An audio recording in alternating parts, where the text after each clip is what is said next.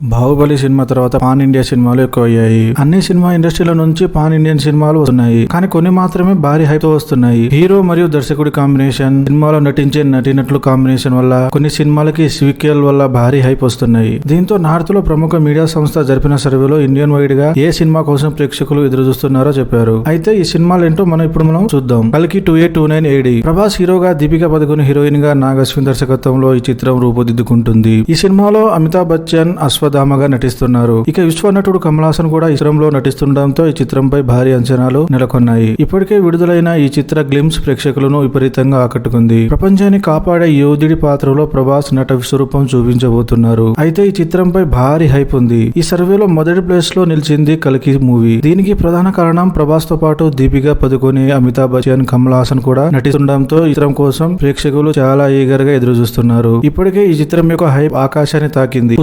పుష్ప మొదటి పార్ట్ ఎంత సంచలనం సృష్టించిందో అందరికీ తెలిసిందే. అల్లు అర్జున్ యాటిట్యూడ్ కి నా ప్రేక్షకులు ఫిదా అయ్యారు. దీంతో పార్ట్ 2 పై భారీ అంచనాలు ఏర్పడ్డాయి. సుకుమార్ టేకింగ్ కి బాక్సాఫీస్ బద్దలైంది. పోస్ట్ ప్రొడక్షన్ కార్యక్రమాలు జరుపుకుంటున్న ఈ చిత్రం ఆగస్టు 15న ప్రేక్షకుల ముందుకు రానుంది. ఈ సినిమాలో ఒక్కొక్క డైలాగ్ ఒక్కొక్క బుల్లెట్ లాగా పేలాయి. దీంతో ఈ చిత్రంపై భారీ అంచనాలు ఉన్నాయి. దీనికి తోడు డిఎస్పీ అందించిన మ్యూజిక్ ఈ సినిమాకి చాలా బాగా ప్లస్ అయింది. పుష్ప 2 కోసం చాలా మంది ఎదురు చూస్తున్నారు. అయితే ఈ సర్వేలో కల్కి సినిమా తర్వాత పుష్ప 2 సినిమా సెకండ్ ప్లేస్ లో నిలిచింది.